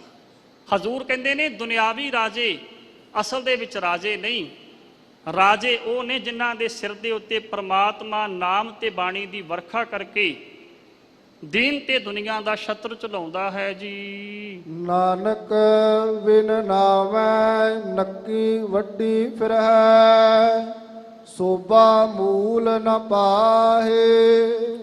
ਮਹਾਰਾਜ ਕਹਿੰਦੇ ਨੇ, ਜਿਹੜੇ ਦੁਨਿਆਵੀ ਰਾਜੇ ਨੇ ਉਹ ਨਾਮ ਤੋਂ ਹੀਣੇ ਹੋਣ ਕਰਕੇ ਐਸੇ ਕਰਮ ਕਰਦੇ ਨੇ ਜਿਨ੍ਹਾਂ ਦੇ ਨਾਲ ਮਨ ਉਹਨਾਂ ਦਾ ਨੱਕ ਵੱਢਿਆ ਜਾਏ। ਹੁਣ ਨੱਕ ਵੱਢਣ ਦਾ ਭਾਵ ਇਹ ਨਹੀਂ ਵੀ ਕਿਸੇ ਦੇ ਚਿਹਰੇ ਤੋਂ ਨੱਕ ਨੂੰ ਲਾਹ ਦਿੱਤਾ ਜਾਏ ਜਾਂ ਕੱਟ ਦਿੱਤਾ ਜਾਏ। ਨੱਕ ਵੱਢਣ ਤੋਂ ਭਾਵ ਹੈ ਵੀ ਕਿਸੇ ਦੀ ਪੱਤ ਸਲਾਮਤ ਨਾ ਰਹੇ, ਕਿਸੇ ਦੀ ਇੱਜ਼ਤ ਜਿਹੜੀ ਹੈ ਸਮਾਜ ਵਿੱਚ ਸਨਮਾਨ ਕਰਨ ਦੇ ਕਾਬਿਲ ਨਾ ਰਹੇ। ਦੁਨਿਆਵੀ ਬਾਦਸ਼ਾਹ ਮਹਾਰਾਜ ਕਹਿੰਦੇ ਐਸੇ ਕਰਮ ਕਰਦੇ ਨੇ ਜਿਨ੍ਹਾਂ ਦੇ ਨਾਲ ਉਹਨਾਂ ਦਾ ਨੱਕ ਮਾਲਕ ਦੀ ਦਰਗਾਹ ਦੇ ਵਿੱਚ ਵੱਢਿਆ ਜਾਂਦਾ ਹੈ ਤੇ ਮਾਲਕ ਦੇ ਘਰ ਜਾ ਕੇ ਉਹ ਕਦੇ ਵੀ ਸ਼ੋਭਾ ਪ੍ਰਾਪਤ ਨਹੀਂ ਕਰਦੇ ਜੀ। ਮਹੱਲਾ ਤੀਜਾ। ਸੁਣ ਸਿੱਖਿਆ ਸਾਧ ਨ ਆਇਓ, ਜਿਚਰ ਗੁਰਮੁਖ ਸ਼ਬਦ ਨ ਲਾਗੈ। ਧੰਨ ਗੁਰੂ ਅਮਰਦਾਸ ਮਹਾਰਾਜ ਰਹਿਮਤ ਕਰਦੇ ਨੇ, ਜਦੋਂ ਤੱਕ ਮਨੁੱਖ ਗੁਰੂ ਦੇ ਸ਼ਬਦ ਨਾਲ ਪ੍ਰੀਤ ਨਹੀਂ ਬਣਾਉਂਦਾ, ਸ਼ਬਦ ਦੇ ਨਾਲ ਜੁੜਦਾ ਨਹੀਂ, ਉਹਨਾਂ ਚਿਰ ਤੱਕ ਉਹਨੂੰ ਗੁਰੂ ਦੀ ਸਿੱਖਿਆ ਦਾ ਸਵਾਦ ਨਹੀਂ ਆਉਂਦਾ, ਰਸ ਨਹੀਂ ਆਉਂਦਾ। ਸ਼ਬਦ ਦੇ ਅਰਥ ਪੜ੍ਹਿਓ। ਮਹਾਰਾਜ ਕਹਿੰਦੇ, ਜਦੋਂ ਬੰਦਾ ਗੁਰੂ ਦੇ ਸਨਮੁਖ ਹੁੰਦਾ ਹੈ, ਗੁਰੂ ਦੀ ਸਿੱਖਿਆ ਨੂੰ ਧਾਰਨ ਕਰਦਾ ਹੈ, ਕਮਾਉਣ ਦਾ ਯਤਨ ਕਰਦਾ, ਫਿਰ ਜੋ ਗੁਰੂ ਕਹਿੰਦਾ ਹੈ ਨਾ ਜੀ, ਉਹ ਸਿੱਖ ਨੂੰ ਮਿੱਠਾ ਲੱਗਦਾ ਹੈ। ਸਤਿਗੁਰੂ ਮਹਾਰਾਜ ਜੀ ਨੇ ਜੇ ਸਾਨੂੰ ਆਖਿਆ ਵੀ ਗੁਰੂ ਕੇ ਸਿੱਖਾ ਝੂਠ ਨਾ ਬੋਲ, ਤੇ ਸਾਨੂੰ ਬਚਨ ਕੌੜਾ ਲੱਗਦਾ, ਕਿਉਂਕਿ ਅਸੀਂ ਸ਼ਬਦ ਵਿੱਚ ਜੁੜੇ ਨਹੀਂ। ਗੁਰੂ ਨੇ ਆਖਿਆ ਸਿੱਖਾ ਕਿਸੇ ਪ੍ਰਕਾਰ ਦਾ ਨਸ਼ਾ ਨਾ ਕਰੀ, ਵਿਕਾਰਾਂ ਵਾਲਾ ਕਰਮ ਨਾ ਕਰੀ, ਤੇ ਸਾਨੂੰ ਗੁਰੂ ਦੀ ਸਿੱਖਿਆ ਚੰਗੀ ਨਹੀਂ ਲੱਗਦੀ ਕਿਉਂਕਿ ਸ਼ਬਦ ਨਾਲ ਜੁੜੇ ਨਹੀਂ। ਜਿਸ ਦਿਨ ਗੁਰੂ ਦੇ ਸਨਮੁਖ ਹੋ ਗਏ, ਸ਼ਬਦ ਨਾਲ ਜੁੜ ਗਏ ਜੀ, ਫਿਰ ਅਸੀਂ ਇਸ ਤਰ੍ਹਾਂ ਦੇ ਕਰਮ ਕਰਾਂਗੇ ਕਿ ਜਿਹਦੇ ਨਾਲ ਗੁਰੂ ਦੀ ਸਿੱਖਿਆ ਸਾਨੂੰ ਮਿੱਠੀ ਲੱਗੇਗੀ, ਪਿਆਰੀ ਲੱਗੇਗੀ। ਧੰਨ ਗੁਰੂ ਨਾਨਕ ਦੇ ਪਾਤਸ਼ਾਹ ਮਹਾਰਾਜ, ਸਤਿਗੁਰੂ ਦੇ ਦਰਬਾਰ ਵਿੱਚ ਇੱਕ ਸਿੱਖ ਆਇਆ, ਭਾਈ ਕਾਲੂ ਜੀ। ਉਹਨੇ ਪੁੱਛਿਆ, ਮਹਾਰਾਜ ਗੁਰਮੁਖਾਂ ਦੀਆਂ ਤੇ ਮਨਮੁਖਾਂ ਦੀਆਂ ਮੈਨੂੰ ਨਿਸ਼ਾਨੀਆਂ ਦੱਸੋ ਵੀ ਨਿਸ਼ਾਨੀਆਂ ਕਿਹੜੀਆਂ ਕਿਹੜੀਆਂ ਨੇ। ਤੇ ਮਹਾਰਾਜ ਜੀ ਨੇ ਫਿਰ 10 ਨਿਸ਼ਾਨੀਆਂ ਜਿਹੜੇ ਸਨਮੁਖ ਨੇ, ਜਿਹੜੇ ਗੁਰਮੁਖ ਨੇ, ਉਹਨਾਂ ਦੀਆਂ ਦਸੀਆਂ ਤੇ 4 ਨਿਸ਼ਾਨੀਆਂ ਉਹਨਾਂ ਦੀਆਂ ਜਿਹੜੇ ਗੁਰੂ ਤੋਂ ਬੇਮੁਖ ਨੇ, ਜਿਹੜੇ ਮਨ ਦੇ ਪਿੱਛੇ ਤੁਰਨ ਵਾਲੇ। ਝਾਤੀ ਮਾਰਿਓ ਗੁਰਮੁਖੋ ਆਪਣੇ ਅੰਦਰ ਵੀ ਸਾਡੇ ਅੰਦਰ ਉਹ ਕਿੰਨੀਆਂ ਨਿਸ਼ਾਨੀਆਂ ਨੇ। ਜੇ 2-4 ਵੀ ਹਨ ਤੇ ਸਮਝ ਲਓ ਅਸੀਂ ਭਾਗਾਂ ਵਾਲੇ ਹਾਂ। ਮਹਾਰਾਜ ਕਹਿੰਦੇ ਨੇ, ਗੁਰਮੁਖਾਂ ਦੀ ਸਨਮੁਖਾਂ ਦੀ ਪਹਿਲੀ ਨਿਸ਼ਾਨੀ ਇਹ ਹੈ, ਉਹ ਪਾਪਾਂ ਵਾਲੇ ਪਾਸੇ ਨੂੰ ਪਿੱਠ ਕਰਦੇ ਨੇ ਤੇ ਪੁੰਨ ਵਾਲੇ ਪਾਸੇ ਦੇ ਸਨਮੁਖ ਹੁੰਦੇ ਨੇ। ਦੂਸਰੀ ਨਿਸ਼ਾਨੀ ਗੁਰਮੁਖਾਂ ਦੀ ਇਹ ਹੈ, ਉਹ ਕਿਸੇ ਦੀ ਉਪਮਾ ਜੇ ਉਹਨਾਂ ਦੇ ਸਾਹਮਣੇ ਕੀਤੀ ਜਾਵੇ ਤੇ ਖੁਸ਼ ਹੁੰਦੇ ਨੇ। ਤੀਸਰੀ ਨਿਸ਼ਾਨੀ ਇਹ ਵੀ ਉਹ ਕਿਸੇ ਦੂਜੇ ਦੀ ਸੇਵਾ ਕਰਕੇ ਪ੍ਰਸੰਨਤਾ ਹਾਸਲ ਕਰਦੇ ਨੇ। ਚੌਥੀ ਨਿਸ਼ਾਨੀ ਜਿਹੜਾ ਉਹਨਾਂ ਨੂੰ ਚੰਗੀ ਮੱਤ ਦੇਵੇ, ਚੰਗੀ ਸਿੱਖਿਆ ਦੇਵੇ, ਉਹਦਾ ਧੰਨਵਾਦ ਕਰਦੇ ਨੇ। ਪੰਜਵੀਂ ਨਿਸ਼ਾਨੀ ਇਹ ਵੀ ਜਿਵੇਂ ਸਾਨੂੰ ਵਾਰ-ਵਾਰ ਭੁੱਖ ਲੱਗਦੀ ਹੈ ਨਾ, ਜੇ ਅਸੀਂ ਵਾਰ-ਵਾਰ ਪ੍ਰਸ਼ਾਦਾ ਛਕਦੇ ਹਾਂ, ਮਹਾਰਾਜ ਕਹਿੰਦੇ ਗੁਰਮੁਖਾਂ ਨੂੰ ਵਾਰ-ਵਾਰ ਰੱਬ ਦੇ ਨਾਂ ਦੀ ਪਿਆਸ ਲੱਗਦੀ, ਵਾਰ-ਵਾਰ ਬਾਣੀ ਪੜ੍ਹਦੇ ਨੇ, ਵਾਰ-ਵਾਰ ਨਾਮ ਜਪਦੇ ਨੇ। ਛੇਵੀਂ ਅਵਸਥਾ ਉਹਨਾਂ ਗੁਰਮੁਖਾਂ ਦੀ ਇਹ ਹੈ ਵੀ ਉਹ ਆਪਣੇ ਜੀਵਨ ਸਾਥੀ ਦੇ ਪ੍ਰਤੀ ਵਫਾਦਾਰ ਨੇ। ਸੱਤਵੀਂ ਨਿਸ਼ਾਨੀ ਇਹ ਜਿਹੜੀਆਂ ਗੱਲਾਂ ਤੋਂ ਝਗੜਾ ਬਣਦਾ ਉਹਨਾਂ ਤੋਂ ਦੂਰ ਰਹਿੰਦੇ ਨੇ। ਅੱਠਵੀਂ ਨਿਸ਼ਾਨੀ ਇਹ ਉਹਨਾਂ ਦੀ ਸੇਵਾ ਕਰਦੇ ਨੇ ਜਿਹੜੇ ਭਗਤੀ ਕਰਕੇ ਬਹੁਤ ਉੱਚੇ ਹੋ ਗਏ।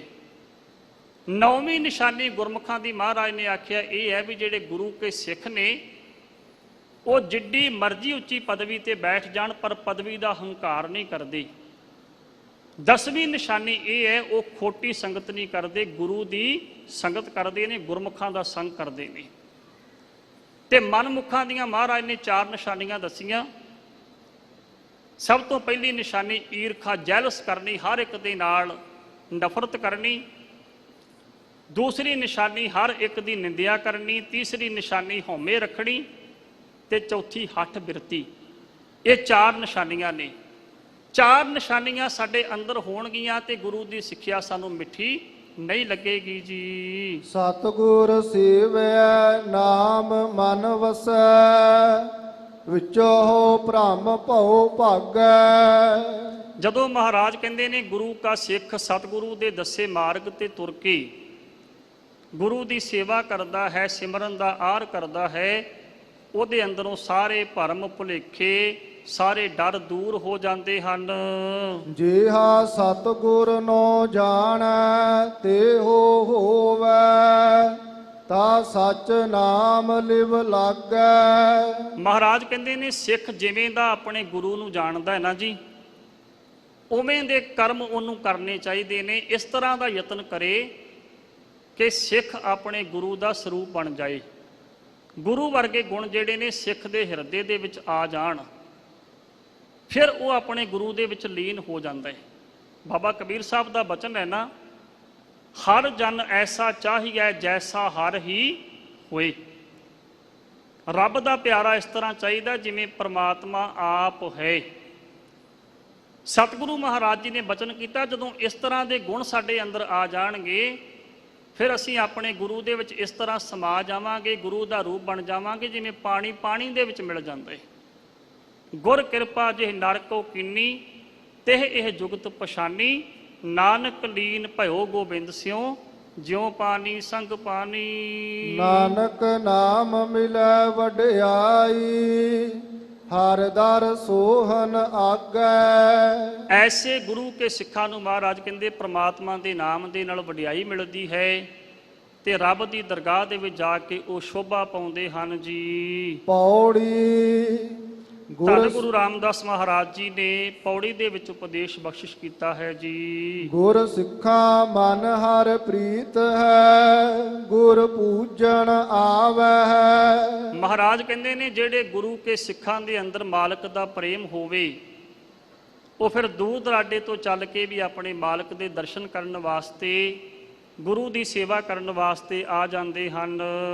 ਹਰ ਨਾਮ ਵਨੰਜੈ ਰੰਗ ਸਿਉ, ਲਾਹਾ ਹਰ ਨਾਮ ਲੈ ਜਾਵੈ। ਪਰਮਾਤਮਾ ਦੇ ਨਾਮ ਦੇ ਵਪਾਰ ਕਰਨ ਵਾਲੇ ਗੁਰਮੁਖ ਪਿਆਰੇ ਗੁਰੂ ਦੇ ਦਰ ਤੇ ਆਏ, ਨਾਮ ਦਾ ਲਾਹਾ ਖਟਿਆ ਤੇ ਲਾਹਾ ਖੱਟ ਕੇ ਝੋਲੀਆਂ ਭਰ ਕੇ ਘਰਾਂ ਨੂੰ ਲੈ ਗਏ। ਗੁਰ ਸਿੱਖਾਂ ਕੇ ਮੁਖ ਉਜਲੇ, ਹਰ ਦਰਗਾਹ ਭਾਵੈ। ਮਹਾਰਾਜ ਕਹਿੰਦੇ ਜਿਹੜੇ ਗੁਰਮੁਖ ਪਿਆਰੇ ਗੁਰੂ ਦੇ ਸਨਮੁਖ ਹੋ ਜਾਂਦੇ ਨੇ, ਗੁਰੂ ਦੀ ਸਿੱਖਿਆ ਨੂੰ ਧਾਰਨ ਕਰ ਲੈਂਦੇ ਨੇ, ਉਹਨਾਂ ਦੇ ਜਿਹੜੇ ਮੁਖ ਨੇ ਅਕਾਲ ਪੁਰਖ ਵਾਹਿਗੁਰੂ ਦੇ ਦਰ ਤੇ ਉਜਲੇ ਹੋ ਜਾਂਦੇ ਨੇ। ਪਰਮਾਤਮਾ ਦੀ ਦਰਗਾਹ ਦੇ ਵਿੱਚ ਵੀ ਉਹਨਾਂ ਨੂੰ ਮਾਣ ਮਿਲਦਾ ਹੈ ਜੀ। ਗੁਰ ਸਤਿਗੁਰ ਬੋਹਲ ਹਰ ਨਾਮ ਕਾ, ਵਡ ਭਾਗੀ ਸਿੱਖ ਗੁਣ ਸਾਂਝ ਕਰਾਵੈ। ਮਹਾਰਾਜ ਕਹਿੰਦੇ ਨੇ ਜਿਹੜਾ ਗੁਰੂ ਹੈ ਉਹ ਅਕਾਲ ਪੁਰਖ ਵਾਹਿਗੁਰੂ ਦੇ ਨਾਮ ਦਾ ਬੋਲ ਹੈ। ਜਿਹੜੇ ਸੱਜਣ ਖੇਤੀਬਾੜੀ ਕਰਦੇ ਨੇ ਉਹ ਜਾਣਦੇ ਨੇ, ਜਦੋਂ ਫਸਲ ਪੱਕ ਜਾਵੇ ਤੇ ਜ਼ਿਮੀਂਦਾਰ ਖੇਤ ਵਿੱਚ ਦਾਣਿਆਂ ਦਾ ਬੋਲ ਲਗਾਉਂਦਾ ਹੈ। ਬੋਲ ਦੇ ਵਿੱਚ ਬਹੁਤ ਸਾਰੇ ਫਸਲ ਦੇ ਦਾਣੇ ਹੁੰਦੇ ਨੇ ਤੇ ਬੋਲ ਨੂੰ ਵੇਖ ਕੇ ਉਹਨੂੰ ਬੜਾ ਆਨੰਦ ਆਉਂਦਾ ਹੈ। ਮਹਾਰਾਜ ਕਹਿੰਦੇ ਜਿਹੜਾ ਗੁਰੂ ਹੈ ਪ੍ਰਮਾਤਮਾ ਦੇ ਨਾਮ ਦਾ ਬੋਲ ਹੈ ਤੇ ਬਹੁਤ ਵੱਡੇ ਭਾਗਾਂ ਵਾਲੇ ਗੁਰੂ ਕੇ ਸਿੱਖ ਨੇ ਜਿਹੜੇ ਉਸ ਬੋਲ ਦੇ ਵਿੱਚੋਂ ਨਾਮ ਦੀਆਂ ਦਾਤਾਂ, ਨਾਮ ਦੀਆਂ ਝੋਲੀਆਂ ਭਰਦੇ ਹਨ ਜੀ। ਤਿਨਾ ਗੁਰ ਸਿੱਖਾਂ ਕਉ ਹਾਉ ਵਾਰਿਆ, ਜੋ ਬਹਿੰਦਿਆਂ ਉੱਠਦਿਆਂ ਹਰ ਨਾਮ ਧਿਆਵੈ। ਮਹਾਰਾਜ ਕਹਿੰਦੇ ਨੇ ਜਿਹੜੇ ਗੁਰੂ ਕੇ ਸਿੱਖ ਉੱਠਦੇ ਬਹਿੰਦੇ ਕੰਮਕਾਰ ਕਰਦੇ, ਹਰ ਵੇਲੇ ਮਨ ਕਰਕੇ, ਬਚਨਾਂ ਕਰਕੇ, ਕਰਮਾਂ ਕਰਕੇ ਸਤਿਗੁਰੂ ਦੇ ਚਰਨਾਂ ਦੇ ਨਾਲ ਜੁੜੇ ਰਹਿੰਦੇ ਹਨ, ਮੈਂ ਉਹਨਾਂ ਤੋਂ ਕੁਰਬਾਨ ਜਾਂਦਾ ਹਾਂ, ਬਲਿਹਾਰ ਜਾਂਦਾ ਹਾਂ। ਉਠਤ ਬੈਠਤ ਸੋਵਤ ਧਿਆਈਐ, ਮਾਰਗ ਚਲਤ ਹਰੇ ਹਰ ਗਾਈਐ। ਸਤਿਗੁਰੂ ਪਾਤਸ਼ਾਹ ਮਹਾਰਾਜ ਗੁਰਮੁਖੋ ਰਹਿਮਤ ਕਰਨ। ਗੁਰਦੇਵ ਪਾਤਸ਼ਾਹ ਮਹਾਰਾਜ ਜੀ ਦਾ ਜੋ ਪਾਵਨ ਸ਼ਬਦ ਰਾਮਕਲੀ ਦੱਖਣੀ ਦੇ ਵਿੱਚ ਓੰਕਾਰ ਬਾਣੀ ਦੇ ਵਿੱਚੋਂ ਲੜੀਵਾਰ ਸ਼ਬਦ ਵਿਚਾਰ ਚੱਲ ਰਹੀ ਹੈ, ਆਓ ਸਤਿਗੁਰੂ ਜੀ ਦੀ ਪਾਵਨ ਬਾਣੀ ਦੇ ਸੰਖੇਪ ਅਰਥ ਕਰੀਏ ਜੀ। ਲਾਹਾ ਨਾਮ ਰਤਨ ਜਪ ਸਾਰ। ਸਤਿਗੁਰੂ ਪਾਤਸ਼ਾਹ ਮਹਾਰਾਜ ਜੀ ਰਹਿਮਤ ਕਰਦੇ ਨੇ ਜਿਹੜਾ ਪ੍ਰਮਾਤਮਾ ਦਾ ਨਾਮ ਹੈ ਉਹ ਸਭ ਤੋਂ ਸ਼੍ਰੇਸ਼ਟ ਹੈ। ਹੀਰਿਆਂ ਦੇ ਨਾਲੋਂ, ਮੋਤੀਆਂ ਦੇ ਨਾਲੋਂ, ਜਵਾਹਰਾਤਾਂ ਦੇ ਨਾਲੋਂ ਵੀ ਜ਼ਿਆਦਾ ਕੀਮਤੀ ਹੈ। ਤੇ ਪੰਡਤ ਨੂੰ ਉਪਦੇਸ਼ ਕਰਦਿਆਂ ਮਹਾਰਾਜ ਕਹਿੰਦੇ ਨੇ, ਐ ਪੰਡਤ, ਉਸ ਪ੍ਰਮਾਤਮਾ ਦਾ ਨਾਮ ਸਾਨੂੰ ਸਾਰਿਆਂ ਨੂੰ ਜਪਣਾ ਚਾਹੀਦਾ ਹੈ ਜੀ। ਲਬ ਲੋਭ ਬੁਰਾ ਅਹੰਕਾਰ। ਮਹਾਰਾਜ ਕਹਿੰਦੇ ਨੇ ਜ਼ੁਬਾਨ ਦਾ ਚਸਕਾ, ਮਾਇਆ ਦਾ ਲਾਲਚ ਤੇ ਹੰਕਾਰ, ਇਹ ਬਹੁਤ ਬੁਰੇ ਕਰਮ ਹਨ ਜੀ। ਲਾੜੀ ਚਾੜੀ ਲਾਏ ਤਬਾਰ। ਸਾਹਿਬ ਕਹਿੰਦੇ ਨੇ ਲਾਹਾ ਚੜਾ ਦੀਆਂ ਗੱਲਾਂ ਕਰਨੀਆਂ, ਚੁਗਲੀ ਕਰਨੀ। ਕਈ ਵਾਰ ਆਪਾਂ ਵੇਖਿਆ ਨਾ ਜੀ ਵੀ ਕਈ ਐਸੇ ਸੱਜਣ ਹੁੰਦੇ ਨੇ ਜਿਹੜੇ ਕਿਸੇ ਦੀ ਨਿੰਦਿਆ ਕਰਨ, ਕਿਸੇ ਦੀ ਸਿਫਤ ਕਰਨ, ਇੱਧਰ ਉੱਧਰ ਦੀਆਂ ਗੱਲਾਂ ਮਾਰਦੇ ਨੇ। ਮਹਾਰਾਜ ਕਹਿੰਦੇ ਇਸ ਤਰ੍ਹਾਂ ਲਹਾ ਚੜਾ ਦੇ ਬਚਨ ਕਰਨੇ, ਨਿੰਦਿਆ ਕਰਨੀ, ਚੁਗਲੀ ਕਰਨੀ, ਇਹ ਸਾਰੇ ਕਰਮ ਮਾੜੇ ਹਨ ਜੀ। ਮਨ ਮੁਖ ਅੰਧਾ ਮੁਗਧ ਗਵਾਰ। ਆਪਣੇ ਮਨ ਦੇ ਪਿੱਛੇ ਤੁਰਨ ਵਾਲੇ ਜਿਹੜੇ ਮਨਮੁਖ ਨੇ ਉਹ ਇਸ ਤਰ੍ਹਾਂ ਦੇ ਕਰਮ ਕਰਦੇ ਨੇ, ਚੁਗਲੀਆਂ ਕਰਦੇ ਨੇ, ਲਹਾ ਚੜਾ ਦੀਆਂ ਬਾਤਾਂ ਪਾਉਂਦੇ ਨੇ, ਵਿਕਾਰਾਂ ਵਿੱਚ ਖਚਤ ਰਹਿੰਦੇ ਹਨ। ਇਸ ਤਰ੍ਹਾਂ ਮਹਾਰਾਜ ਕਹਿੰਦੇ ਉਹ ਕਮਲੇ ਹਨ, ਮੂਰਖ ਹਨ ਜੀ। ਲਾਹੇ ਕਾਰਨ ਆਇਆ ਜਗ। ਸਾਹਿਬ ਕਹਿੰਦੇ ਨੇ ਮਨੁੱਖ ਸੰਸਾਰ ਦੇ ਵਿੱਚ ਪ੍ਰਮਾਤਮਾ ਦੇ ਨਾਮ ਨੂੰ ਜਪਣ ਵਾਸਤੇ, ਲਾਹਾ ਲੈਣ ਵਾਸਤੇ ਆਇਆ ਹੈ। ਹੋਏ ਮਜੂਰ ਗਿਆ ਠਗਾਏ ਠੱਗ। ਵੇਖੋ ਕੈਸੀ ਵਿਡੰਬਨਾ ਹੈ ਜੀ।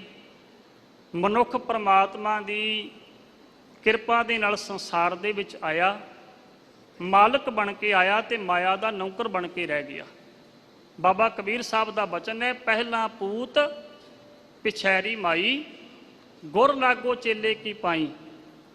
ਮਨੁੱਖ ਪ੍ਰਮਾਤਮਾ ਦੀ ਅੰਸ਼ ਸੀ, ਪ੍ਰਮਾਤਮਾ ਦਾ ਪੁੱਤਰ ਸੀ, ਪਰ ਮਾਇਆ ਦਾ ਨੌਕਰ ਬਣ ਕੇ, ਮਜ਼ਦੂਰ ਬਣ ਕੇ ਜੀਵਨ ਨੂੰ ਗਵਾ ਲੈਂਦਾ ਹੈ ਜੀ। ਲਾਹਾ ਨਾਮ ਪੂੰਜੀ ਵਿਸਾਹੋ। ਜਿਹੜੇ ਗੁਰਮੁਖਾਂ ਨੇ ਮਹਾਰਾਜ ਕਹਿੰਦੇ ਨੇ ਸ਼ਰਧਾ ਨੂੰ ਆਪਣੀ ਪੂੰਜੀ ਬਣਾਇਆ, ਉਹ ਨਾਮ ਦਾ ਲਾਹਾ ਪ੍ਰਾਪਤ ਕਰਦੇ ਹਨ ਜੀ। ਨਾਨਕ ਸੱਚੀ ਪਤ ਸੱਚਾ ਪਾਤਸ਼ਾਹੋ। ਸੱਚਾ ਪਾਤਸ਼ਾਹ ਅਕਾਲ ਪੁਰਖ ਵਾਹਿਗੁਰੂ ਉਹਨਾਂ ਨੂੰ ਫਿਰ ਸੱਚੀ ਇੱਜ਼ਤ, ਸੱਚੀ ਪਤ ਬਖਸ਼ਿਸ਼ ਕਰਦਾ ਹੈ। ਸੋ ਗੁਰੂ ਪਿਆਰੀ ਸਾਧ ਸੰਗਤ ਜੀਓ, ਅੱਜ ਦੇ ਇਸ ਪਾਵਨ ਮੁੱਖ ਵਾਕ ਦੇ ਵਿੱਚ ਲੜੀਵਾਰ ਸ਼ਬਦ ਵਿਚਾਰ ਦੇ ਵਿੱਚ ਮੇਰੇ ਪਾਤਸ਼ਾਹ ਜੀ ਨੇ ਅਕਾਲ ਪੁਰਖ ਵਾਹਿਗੁਰੂ ਦੇ ਦਰ ਨੂੰ ਸਮਰਪਿਤ ਹੋਏ ਗੁਰੂ ਕੇ ਗੁਰਮੁਖ ਪਿਆਰਿਆਂ ਦੀ ਵਡਿਆਈ ਕੀਤੀ, ਨਾਮ ਜਪਣ ਵਾਲਿਆਂ ਦੀ ਮਹਿਮਾ ਨੂੰ ਮੇਰੇ ਪਾਤਸ਼ਾਹ ਜੀ ਨੇ ਬਿਆਨ ਕੀਤਾ ਜੀ। ਸੋ ਇੰਨੀਆਂ ਕੁ ਬੇਨਤੀਆਂ ਪ੍ਰਵਾਨ। ਇੱਕ ਜ਼ਰੂਰੀ ਬੇਨਤੀ ਹੈ ਕਿ ਸੰਨ 1947 ਤੋਂ ਪਹਿਲਾਂ ਜਦੋਂ ਸਾਡੇ ਗੁਰਦੁਆਰਿਆਂ ਦੇ ਵਿੱਚ ਮਹੰਤ ਕਾਬਜ਼ ਸਨ, ਅੰਗਰੇਜ਼ ਸਰਕਾਰ ਦੀ ਸ਼ਹਿ ਦੇ ਨਾਲ ਮਹੰਤਾਂ ਨੇ ਗੁਰਦੁਆਰਿਆਂ ਦੇ ਵਿੱਚ ਗੁਰੂ ਘਰ ਦੀ ਮਰਿਆਦਾ ਪਰੰਪਰਾਵਾਂ ਨੂੰ ਬੜੀ ਢਾਹ ਲਾਈ ਤੇ ਉਹਨਾਂ ਗੁਰਦੁਆਰਿਆਂ ਨੂੰ ਮਹੰਤਾਂ ਤੋਂ ਆਜ਼ਾਦ ਕਰਾਉਣ ਵਾਸਤੇ ਗੁਰੂ ਕੇ ਸਿੱਖਾਂ ਨੇ ਮੋਰਚੇ ਲਾਏ, ਬੜੀਆਂ ਵੱਡੀਆਂ ਕੁਰਬਾਨੀਆਂ ਕੀਤੀਆਂ। ਇਸੇ ਤਰ੍ਹਾਂ ਗੁਰੂ ਕਾ ਬਾਗ ਜਿਹੜਾ ਅੰਮ੍ਰਿਤਸਰ ਸਾਹਿਬ ਦੇ ਵਿੱਚ ਸਥਿਤ ਹੈ, ਧੰਨ ਗੁਰੂ ਅਰਜਨ ਦੇਵ ਪਾਤਸ਼ਾਹ ਮਹਾਰਾਜ, ਧੰਨ ਗੁਰੂ ਤੇਗ ਬਹਾਦਰ ਸਾਹਿਬ ਦਾ ਪਾਵਨ ਸਥਾਨ ਹੈ। ਉੱਥੋਂ ਦੇ ਮਹੰਤ ਦੀਆਂ ਆਪ ਹੁਦਰੀਆਂ ਨੂੰ ਬੰਦ ਕਰਨ ਵਾਸਤੇ ਗੁਰੂ ਕੇ ਸਿੱਖਾਂ ਨੇ ਮੋਰਚਾ ਲਾਇਆ। ਇਸ ਵਾਰ ਉਸ ਮੋਰਚੇ ਨੂੰ 100 ਸਾਲ ਹੋ ਜਾਣਾ ਹੈ। 6, 7 ਤੇ 8 ਅਗਸਤ ਨੂੰ ਗੁਰੂ ਕੇ ਬਾਗ ਮੋਰਚੇ ਦੀ ਪਹਿਲੀ ਸ਼ਤਾਬਦੀ ਸ਼੍ਰੋਮਣੀ ਗੁਰਦੁਆਰਾ ਪ੍ਰਬੰਧਕ ਕਮੇਟੀ ਦੇ ਵੱਲੋਂ ਸਮੁੱਚੇ ਪੰਥ ਵੱਲੋਂ ਮਨਾਈ ਜਾ ਰਹੀ ਹੈ। ਆਪ ਸਭ ਸੰਗਤਾਂ ਨੇ ਹਾਜ਼ਰੀ ਭਰਨੀ ਜੀ। 7 ਤਰੀਕ ਨੂੰ ਭਾਰੀ ਅੰਮ੍ਰਿਤ ਸੰਚਾਰ ਹੋਣਗੇ। ਸੋ ਸਾਰੀ ਸੰਗਤ ਦਾ ਧੰਨਵਾਦ। ਵਿਚਾਰਾਂ ਕਰਦਿਆਂ ਭੁੱਲਾਂ ਚੁੱਕਾਂ ਦੀ ਖਿਮਾ। ਜੁਗੋ ਜੁਗ ਅਟਲ। ਧੰਨ ਧੰਨ ਸ੍ਰੀ ਗੁਰੂ ਗ੍ਰੰਥ ਸਾਹਿਬ ਮਹਾਰਾਜ ਜੀ ਦਾ, ਸਤਿਗੁਰੂ ਗੁਰੂ ਰਾਮਦਾਸ ਪਾਤਸ਼ਾਹ ਜੀ ਦਾ ਕੋਟ ਕੋਟ ਸ਼ੁਕਰ। ਗੁਰੂ ਕੀ ਸੰਗਤ ਦਾ ਧੰਨਵਾਦ। ਸਿੱਖ ਪੰਥ ਦੀ ਅਜੀਮ ਸ਼ਖਸੀਅਤ ਸਿੰਘ ਸਾਹਿਬ ਗਿਆਨੀ ਜਗਤਾਰ ਸਿੰਘ ਜੀ ਮੁੱਖ ਗ੍ਰੰਥੀ ਸਾਹਿਬਾਨ, ਉਹਨਾਂ ਦਾ ਧੰਨਵਾਦ ਜੀ। ਕੋਟਾਨ ਕੋਟ ਸ਼ੁਕਰ ਹੈ ਸਤਿਗੁਰੂ ਪਾਤਸ਼ਾਹ ਜੀ ਦਾ, ਸ਼੍ਰੋਮਣੀ ਗੁਰਦੁਆਰਾ ਪ੍ਰਬੰਧਕ ਕਮੇਟੀ ਦਾ ਧੰਨਵਾਦ। ਆਓ ਆਖਰੀ ਪੰਕਤੀਆਂ ਨੂੰ ਸਰਵਣ ਕਰੀਏ ਜੀ। ਲਾਹੇ ਕਾਰਨ ਆਇਆ ਜਗ, ਹੋਏ ਮਜੂਰ ਗਿਆ ਠਗਾਏ ਠੱਗ। ਲਾਹਾ ਨਾਮ ਪੂੰਜੀ ਵੇਸਾਹੋ, ਨਾਨਕ ਸੱਚੀ ਪਤ ਸੱਚਾ ਪਾਤਸ਼ਾਹੋ। ਵਾਹਿਗੁਰੂ ਜੀ ਕਾ ਖਾਲਸਾ, ਵਾਹਿਗੁਰੂ ਜੀ ਕੀ ਫਤਿਹ। ਵਾਹਿਗੁਰੂ ਜੀ ਕਾ ਖਾਲਸਾ, ਵਾਹਿਗੁਰੂ ਜੀ ਕੀ ਫਤਿਹ। ਸ਼ੇਰੇ ਪੰਜਾਬ ਗੁਰਬਾਣੀ YouTube ਚੈਨਲ ਨੂੰ ਵੱਧ ਤੋਂ ਵੱਧ ਸਬਸਕ੍ਰਾਈਬ ਕਰੋ ਤੇ ਇਸ ਤੇ ਗੁਰਬਾਣੀ, ਸ਼ਬਦ ਕੀਰਤਨ ਤੇ ਇਤਿਹਾਸ ਨਾਲ ਵੱਧ ਤੋਂ ਵੱਧ ਜੁੜ ਕੇ ਆਨੰਦ ਮਾਣੋ ਤੇ ਆਪਣੀ ਜ਼ਿੰਦਗੀ ਨੂੰ ਸਫਲ ਕਰੋ। ਵਾਹਿਗੁਰੂ ਜੀ ਕਾ ਖਾਲਸਾ, ਵਾਹਿਗੁਰੂ ਜੀ ਕੀ ਫਤਿਹ।